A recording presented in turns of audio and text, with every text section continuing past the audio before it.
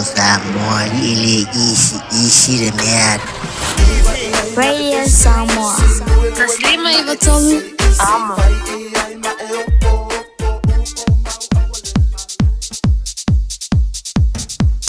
Saya tulu jatuh time le luar 10 minuto wita ini to live ya na ufafonga tala tulu isas fo ya inai fa salanga fa pisini silanga tela ya nai fa mfifianga ya tu fantasy le songa ya DJ 651 yoe manele neas for manele to sulumela ya wita kilia mai fo inisio wow ya pero masani ya iaso foraile vai aso taitasi ya inai minuti tela to live ya umafai ona mau se mafutanga ya malesunga le isa tini ya tumar Siki AH-SHEW ya utfa apea toi malor soi fu manelangi malor sunga tumar vau ya sai fu monria ne tula la fiafila sunga sako apea fo tata wale sfasala sorry que saulo io fa mai iso tun Pia Pia mai mangako ya seu mango e ma vede atu saba la fanga le tula la fiafi e tu mai ol tatu tunu ya ia fo ele tua ya ma tatu panga masani iso ola va se tafolani tunu mana ni la lang malo soi fumonio malo lava tumun va o te tonu va sufo va sufo la to tanu metata tanu si kere ko fia vai isa nang war ko fa ai ora vas bringing from mga kurisi las fangal ka tumun va familia tu ya was soi fua uso ole orang mafufa fikawi lelo filme lo la kular ka kong lo kong le la fai kasi ka ko fa mi aro for ka museu era so mga kui la felo with chef fai malafi a ver mama mo kingo la manga yo le tawi o I falani o se fa mal valele fulo don vai okay I minha seu manga e am saulit manga mga ku a vesi will cheer fa ni afi ya mas kama venga pe seu remote control al me sa mo in playhouse ya malola va lusunga tumarvao ya ole tatu por clamele nei ole Oe Male Tulafono pero masani ya iras for rail of ya sutaitasi ya inai minute tele to life ya fa malama tu tanto tu ma fa manatu atu ya inisio nanga ia manisio ngalwenga mafai ona fsosoni tuele matanga ngalwenga o leo ama sela vini o kilani manisila anto tumona va amele nei va yaso ya ma ai mese vo inga ngalwenga tele tonu lava pisi lava nei va yaso tumona nei va yaso a se fa pe fa angal tatu tunu pisi fa pisi nei va yaso e fo inisi fo io solinga tulafono o fa tupula ia e fo inisi fo solinga tulafono ia mo ia le o fa tupula ia le alo tupu pe o le sola nei fa si pisi ia mi se fo o mana ia mai le tau ni me so ia ile tu ia o le vai so le valai o le vai sfinga wenga fa taile tu o le u mai le ne fa uina le vai so mo ia sa ia inisi fa fitaudi ia ele tirin fa fitau li matu ia afia tele le soifu o le tunu munila malo fa taitu mun va ia amile tatu matanga ruanga ia ma nisi fo io amisela o fa la vile lo te fia tala noti tele la home violence lo te fia tala noti tu mun va ia ole sile fa fitau li por su ngatu la fono le e lunga I lalo ai ele avea le vaenga mamea e tu oilinga lunga la vea mtanga lunga le fatinoina nei tam faile pui mai ia sa wanga tonu ainga mai le fatupula ia monilo o ile vaenga fo le Samoa mal fa fonga o lo ia sa wanga la vea fatino physical violence o lo fa o lima na le si va ia mtanga lunga o pei o fai fo isi tele o nisio sa wanga fo I o upu fai ma upu fulele tu fai tu wela lo setas ma upu tau fa mata mana tu ya e ele vainga fulele ma tu o nei inisio aingo lo bevis o la ia manu ai I le tina po le fana foi por tamavo faingo fia ia na fai on tanga lenga o fai ungo ia lato e fai se ngai ingo fo le pelo kaina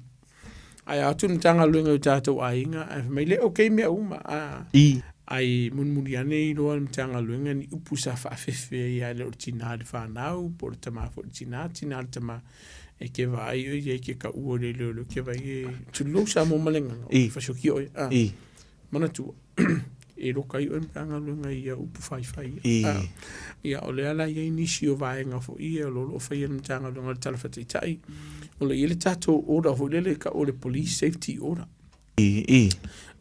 O le ora leo whaanga ina Samoa e mtanga luenga leo. Watu mtanga luenga ele o wa ia ni manu ai I o fufonga po lo tino foi. Ai loa ni mtanga luenga mfa maonia sa yese bebesi le ainga. Ona watu lea o le faspepa lea. Po wai la wale tangata sa pito isili. Nga amakale bebesi ma pito isili ona ava vau. Ma avea ma mea ua popole ma fefefe I e whanau ma nisio le ainga. O ia le nā, e ave I e le faspepa lea. E fua I e le ongo o le misa le sāwhai. Pe a mata pe lusu un matwhai tū la. E a vaku o le whatonunga ia te oe. I le faspepa lea. E te alu ese ma le whale. E le vāla le lusu whai tū la. Ai a onga kele. E o wo a kwasi fuwaso. O le pepa la lea. Ia. Moto o tele nisi o le tātou atunu. E le ilo kanga luenga ke minenga koe wharinga luenga. Ai vele fast pepa. Ai munumunu yangi, loka munumunu yangi. Onga o le usta ia inga le fast pepa. Sau la se taimi. Tātou tala noa toi wha manatu le tātou atunu. Le tā ua tele o le fast pepa lea. E tā ua o le police safety ora. Po o le whaatonunga le mtanga luenga leo. Wa vea I leo lo fata puina se vesi. A wāre saunga le mo lainga lau tele. O le upo moni ia ia. O lo fata putupula ia. Ia sauanga titonu ainga. O le sile vaenga titauna sile tato tunu ona uto tele tato lo afia tulafono. Moni lava. Ma lava tai tumana vau.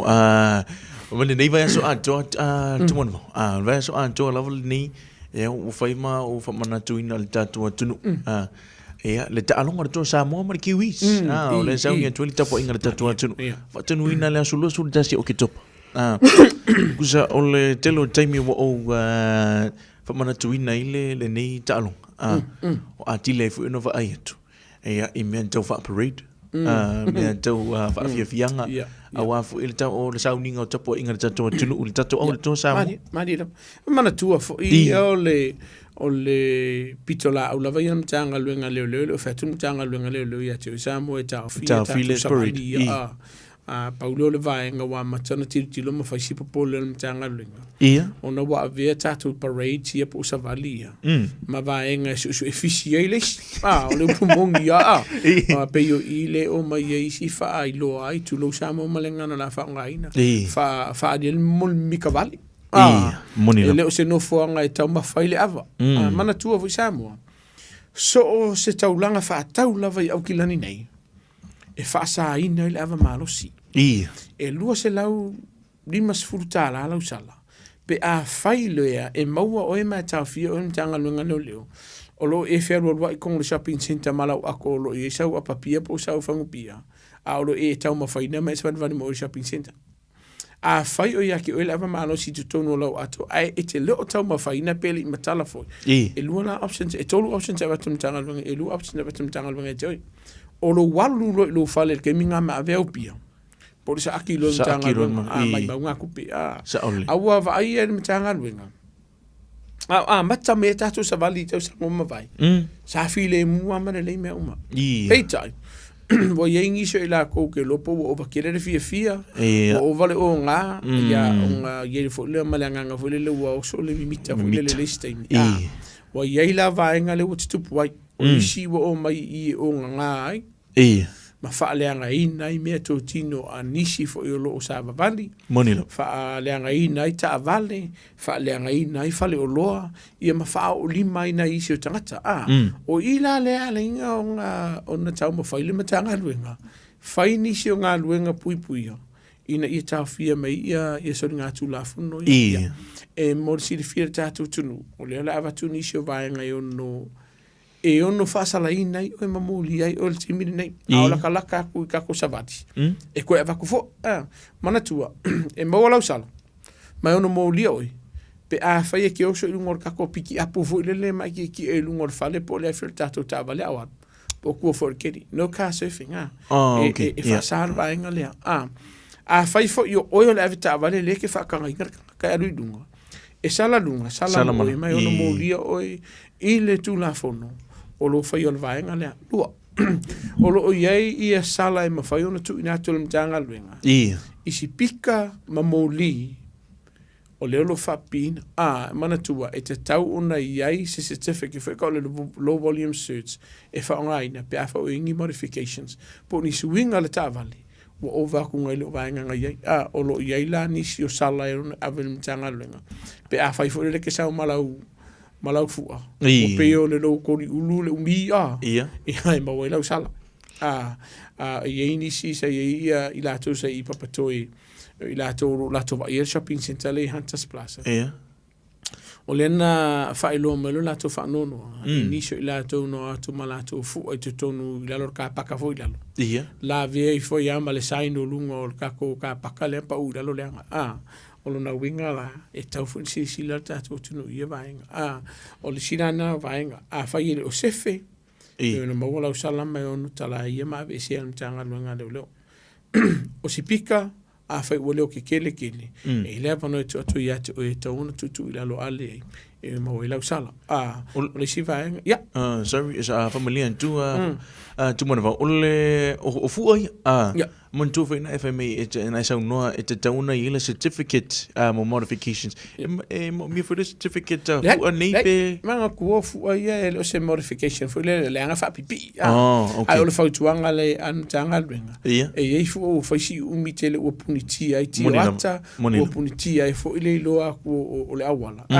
safety hazard fu ile po se vaenga o amatona la matia sa ngale e le mar sianga tanga luenga o le si vaenga e ono fa nga ine nisi ia pou fu aia e fa tino ina nisi so ringa tu la fon ono na winga la e tau nesi si la to ia vaenga wai e sa valinense vai tu nei le work up sa to tele tato tu na balau mai o nga kwa le lo e se ia fu aia ma ia la tu sala ono na winga la ia e fai mar fa titi o ele o fai atu mtanga longa o fengi fu pa wale fa mon mon vai di sangole mo la tele ma ila to lo fi malanga ia ungi la makia onga wa fu moni la si vai ngo tato modi e mole tu e tato ta vale mi di fa ka ngai ngai modi e ye modi la lo tato ta vale a wona i lo atu ni meta wi lo moli wa aido e ye i la lo tu la fonu fena be sen tanga lunga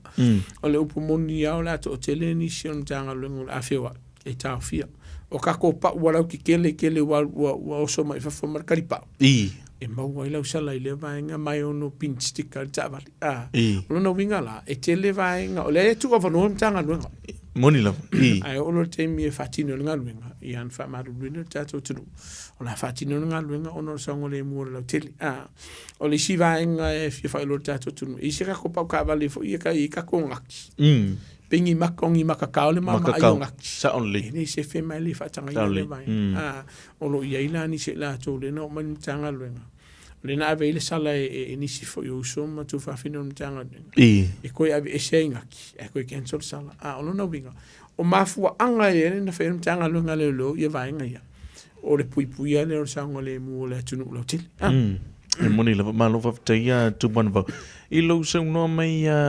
i modifications ia fo mole tu banva e o tali tonu to tele lavo o le ta mamalo ta tu e o ia nisi modifications ela o sila fia la po modifications ia fo mole tu banva ia mana tu o tele la to fa no kele le o ka ko mafa wa te tau ona i se vai nga siakile i po o fitau le maulunga ma le hotel le mafale ma regulations ale malo le wo ia le New Zealand Transport Authority o le si vai ngolo o vai ia o le si wale all long speaker wale lo aku o le si o mea o fa pipi i te tonu afi ka fa ka yo le o ka balenga sa una o le fa o nga o froka ka si ele valu o nga muton e mana o mea le low volume cert o le certificate le e mana o mia o ngoleo e kango modified tavale o isi o fa lau ke kele pa o fa mawulunga kele tavale e yele mawulunga fa tu la fono ina e ngaka i lo si finga o ka vale e au noa mas faspepa lea e tele la vaenga ia tau namna mea uma ke whaapopo o ka vale Samoa ele i sau ma le ta vale o lau fautuanga e te tauna e si akia mua i le New Zealand Transport Authority po o le mtanga luenga whemalanga inga i lungo awala po whekauile anu ngā tiri lo penga te whailangi i maulo tautinga ai koe ave ese uman makanga luenga wai yaile marusi anga whaartu la fono o le si vaenga le tere na mōli ai ma whasalai nei ni si fo le i tickets po tatou sala tupe o lo ufia leo le hai e nei se mela fa ye fuau mori mu malang moanga fa e mo malau sai dinga manga e ke mali ke o va vi o si piko e ono moli ai oi i lo fa nga ina meia e te fa folinga ai o le impersonating police e ia il fa salanga o lo no winga fa mon moli e mai ka ko fi mariam ka de si me a o fi mariam me ke ua moli e Tulafono e le fenga fa sai dinga sa ka vale la ngai o ska vale fa mai e de o ska vale a mtanga luenga leo se ia vangana o nisi o vaenga o lo whaonga ina i nisi o ngā luenga e mori e mo fo ia ngai la tau o lo whainga luenga i le council la ai le ngai dingi ai whikawi ai whaonga ina la tato tunu usai dingi e peng sai dingi a leo por ka vale whare mai pe whaonga ina fo ima mori e hono mori em whasalai nei o Tulafono o longa wingala e pa unga whai keke i vaenga ia wai o tupe mau o kero whai a kongo tulousa mua whakfola o kero koleanga maa ia ko mori ia e rero koleanga mau mai se ka o le whautuanga ina ia pui ia mai le tātou tunu mai le mau o te lini o lo whaaruina o nisi vaenga ia e ieni se la tātou tala noa i vai atu nei o ku ia se o poviru morka ko tavan le afia ia e avi sem tanga lunga le vaenga langa e le fai o si vaenga Samoa a foi fa pun saki o ka rusa ia vai fa le ia numero te una fa e fa nga taile ai lo ko nga pon sa fo le ke fiu e vai a ko ke le doksi si ko ngi ki o kala i duma ia e ono fa sala ina o mtanga lunga le e va ko le ticket mana tuo vaenga i o tele fo i o le afianga o tatu tinu ia pe ale usta i vaenga ia malova te tu mana no sina fo pop o le mele o lo atuni wa sa u fa sa u fo i nei parade mana sa valinga na le tau sanga le vaen tau sanga le vai atuni o le mea no yesu le tu le malu le tu mana ia le fa fia mana ia le fa alinga mai le fia ia malanto mita tatonga nu al melo ye vai mai lo manga ia fia ros o fa ko manis mero fa ali ko la malo fia e mosia lo fia ia nga fa ali ko lo le fia ia o ko e kuranga le ko o ku le winga na la tala se le la ko le si fisi yo le si foi vai en tanga lo ngalo le wala ona tutupula ngona fape wo volonga ka ko fia malama tato fia malama fia mal file mu ia e fa nga fo ile fata ia le va faire fo ile ai va ko le o kele fa kai anu ko fa ka un simi ko fa a ja ko le se ia o le sile va ngolo va im tanga lo ngalo ona ia la to fo ile fe pe lungo tato fale ia sa only pe lungo ka vale pe lungo po ka komodi ia o le wa ia fo fanga mtanga lo ngalo e modi la to fa ile va o le si va enga pito tawa o sa vali e Samoa i le fa tanga nei ona fa i pe fa suka ko pa sa fa i pa manatua e ele fa salanga le loss of traction o le fa i pa ulia e le fa yona e fa ele vainga pe ke fa mai fa o fia e mau ala o sarkari kongo mai o Samoa e pu e a o mkanga luenga leo e a vakula usala o fatino ino le vaenga lea o le si vaenga e le ma fai onga tulo Samoa o nga la mai a follow king o i fa forka ko fa malama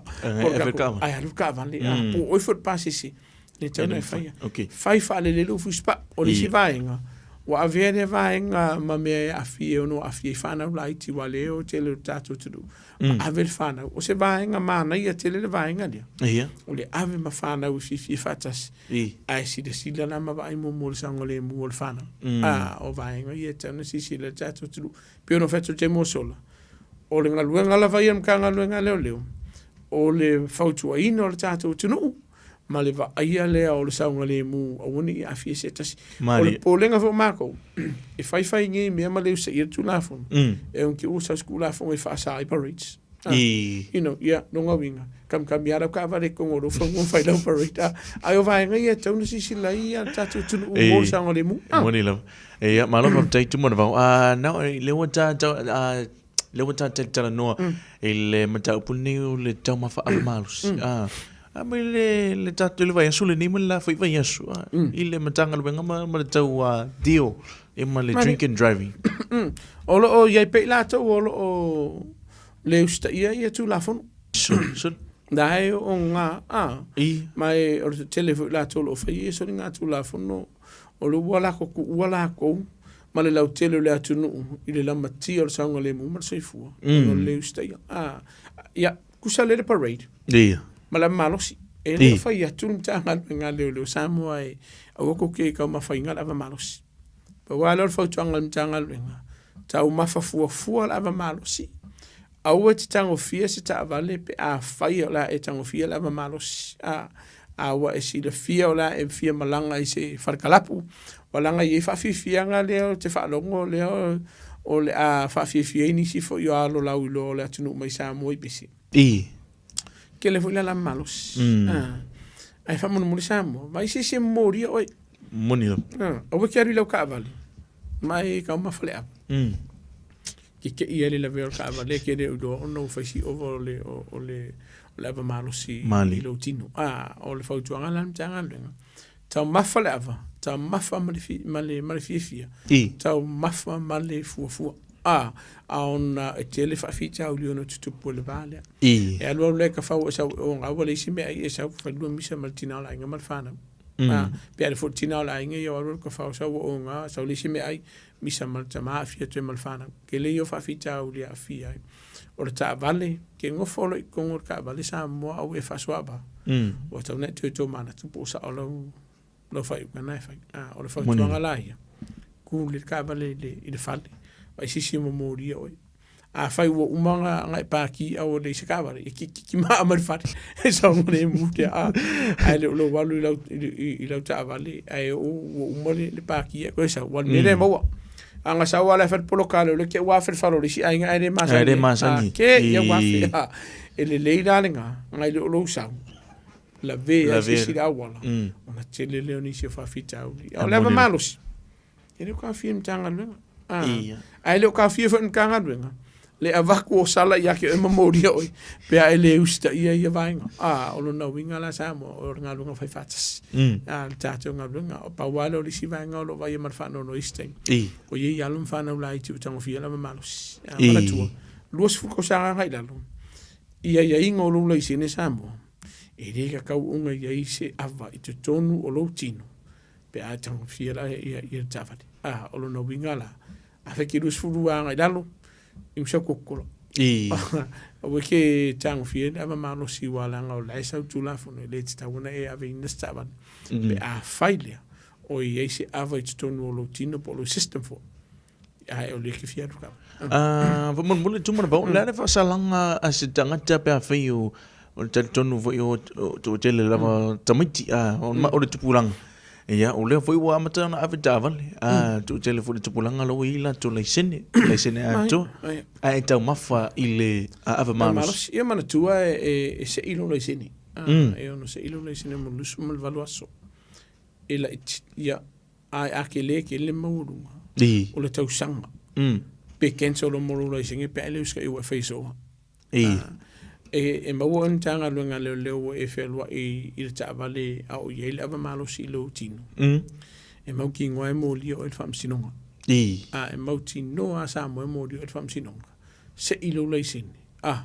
ia onga ele fu le mo swafa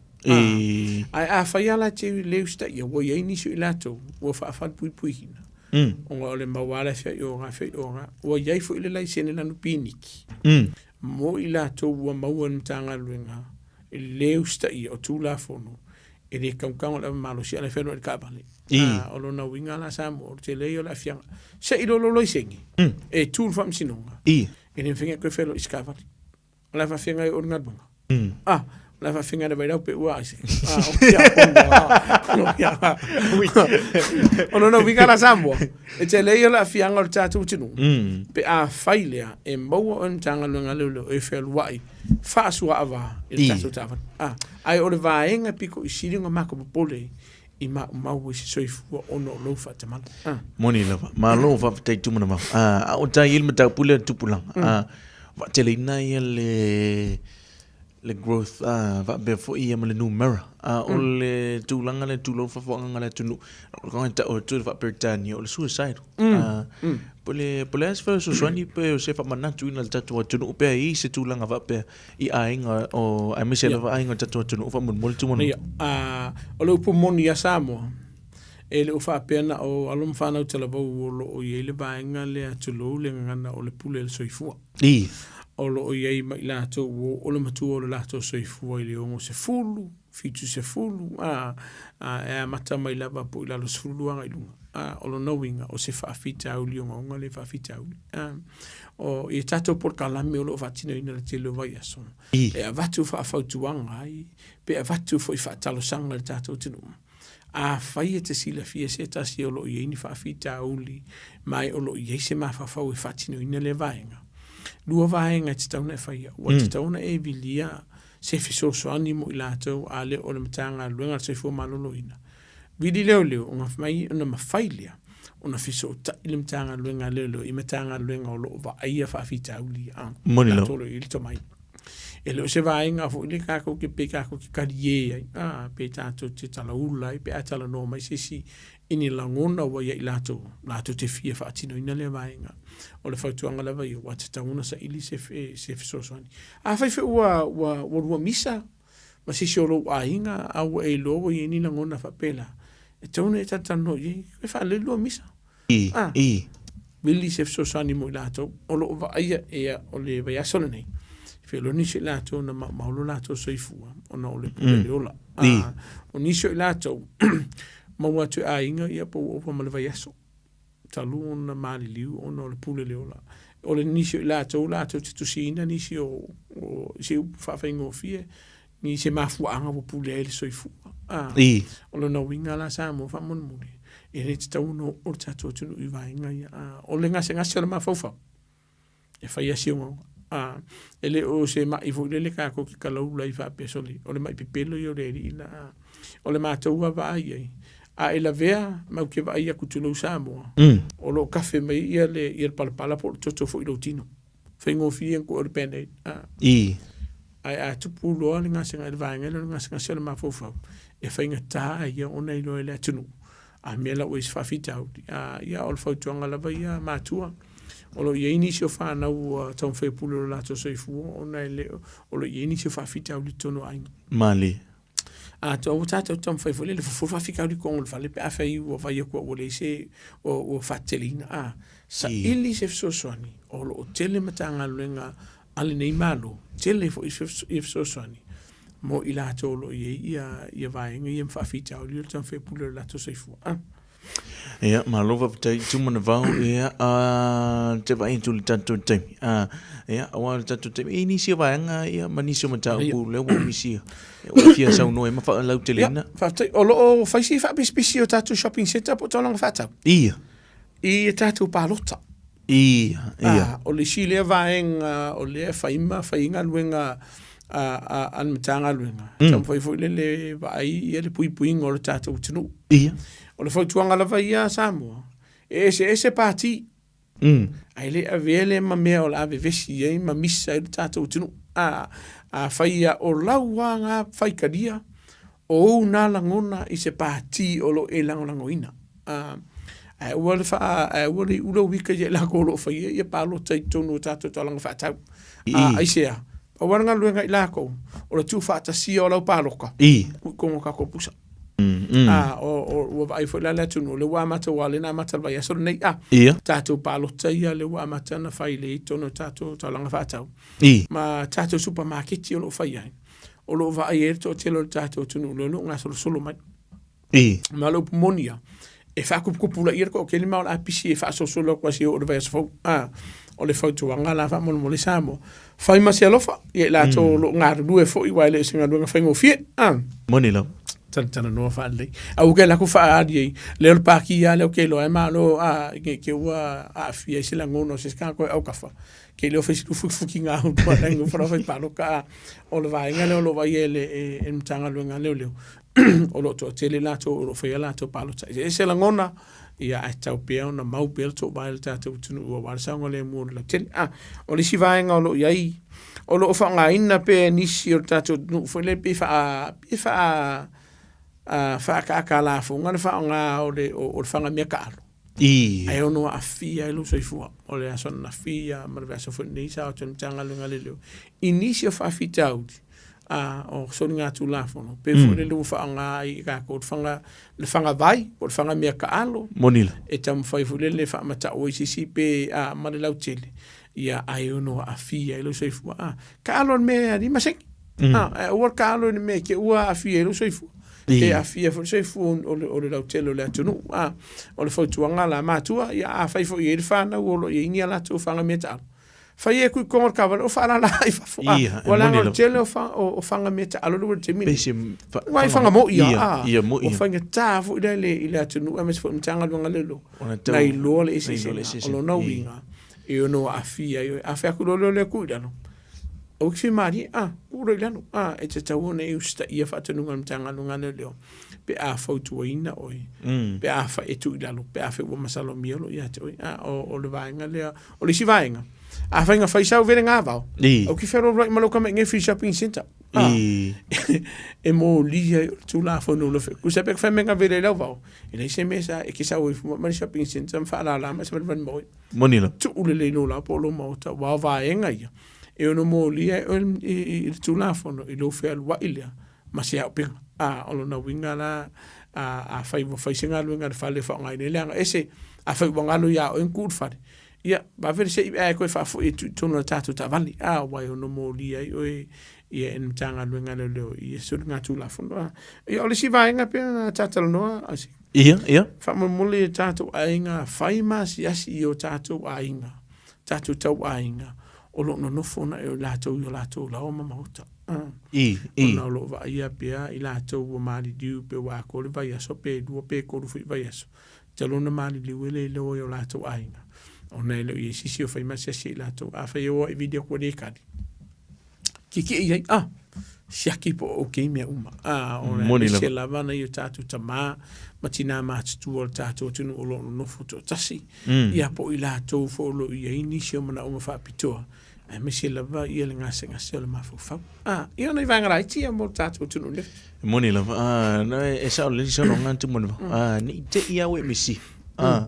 te ia we misi ia tu tala no ile le tala ile tala no le so fo lo kama vai le ana ilo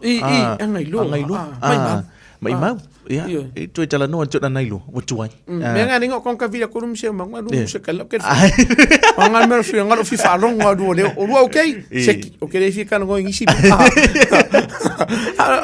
fa kala fonga e se ta sa oli moni la pa wana vai ngalo vili o mai okay me a fa pe mai o le sa kupe o le sa me ai fa singa lo na so ia moni la ai lo kala ulai e ni mai mola ke mi vide pere mo se so ai lo va ai le si le fa fita o lo va i entanga lo ngale o la to no foto tasi o ia fo I mana onga fa pito mani se nga se ia o fa si umi po wole o to ya si po si aki ne o tato ai mali tu po fa la mela fa la si kuma moni la tu mona o le tau ona o le ta ese le tau o le mele o lo viliantu isi tangata we ele si temina o te mantua tu mona si fa popo tu le sono no viliantu le si o bola fa sina level matili tu tala no te mun mulin matala no o atele me ni sila nei sa viliantu lo damo fa pe sole uso yang o vile ko o fa ngofia ngalo fifa ko ke lo fa ke o uso alfi veila kanya lo kanya lo ka vere o mai uma o kala ma ki ngare fe ngai ma si uso ya o le tau le na o lo fa ilo tu le sta e te lo fa ala ngor ta temi tali tu mana vau tali tonu ta omeli ta ulunga ta por kalam tali tonu fo umalie il fa funga ngale le ta le ngata ile mai mo la ta tunu ya ulunga fa tu wila le fa funga ngale ta tunu awa fo yo report ma sanu ngalo sunga ele sunga la tu mana vau Siki AH-SHEW ala fa tuina fa tolunga ta filo England ne fiafi tai lava I sek fa pe fo ir tato les fasela la pe fo tato tunu ne fiafi fa le taliina fo ir tato por kalame Oe Male Tulafono yes for just you to la moto le nei weekend ya e moli atu mo ngama fa man yanga fo yala ma fa na mo le sal fa na wai pe ola sangi o ko wari yes le ka penga fo ia ka uloko ma pesa kamiki ia ai o le fautuanga lava ia o le utatu tau mai ile weekend muli o whainga mano longa al whanau whamon mole vai whale tatu whanau vai whai o tatu ta mamtina mato i o tatu lauma maota e whamon ia le atu i fufanga le tatu tunu ule nei weekend ma ua le tatu tunu se weekend fifia ma se weekend manuia ia ma se weekend sanga le mu ele alofo le tua mana tua Samoa o le tas o le numero le te walauina pe a whai o iei se whaalaula e whaafua se i lo la matia ele soifua saunga le mu ia po me to tino fo i te taimina nei tasi o lima o le numero lea e te walauina ilum tanga luenga le leo pe a whai o iei ni se whaafitauli a ele o se whaalaula e whaafua se o rua tasi o valu whaiva e maua le sosani mo oe e whaamamalama ni se vaingora Tulafono whaamamalama lawa ia te tau le kongi e sausala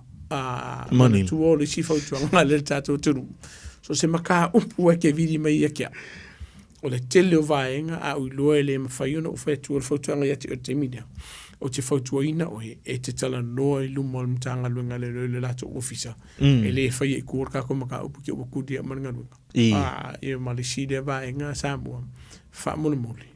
vai fale tato whana i tato whale malau awaka hoki o e kukamiki le whale e mi se lava i lato e lalo i fa sumara fa tausanga e fa pia fa i tato ta maamtina mātitua tu asina sino le tato tunu ka wanga i sisi no fo i lato whale